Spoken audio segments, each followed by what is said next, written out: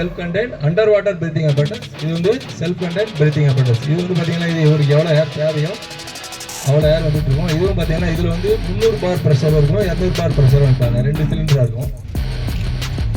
இந்த snake catcher மூலமாக இந்த பாம்பை பிடிச்சி இதை உயிரோட எடுத்துகிட்டு போயிட்டு நம்ம ஏதாவது ஃபாரஸ்ட் ஏரியாலே இல்லை அடர்ந்த காட்டு பகுதியிலே இருக்கணும். அது உயிரோட போயிடும். இவங்க 4 பேர் 4 கார்னரில் இருந்துக்கிட்டு இவங்களை ஸ்விம் பண்ணி அப்படியே இவங்கள ஸ்விம் பண்ணி கூட்டு போகலாம். ஸ்விம் பண்ணிட்டே வந்து இதை நம்பி அவங்க மீன் பிடிச்சிட்டு இருக்காங்க. நம்ம ஏரியாலாம் பார்ப்போம்.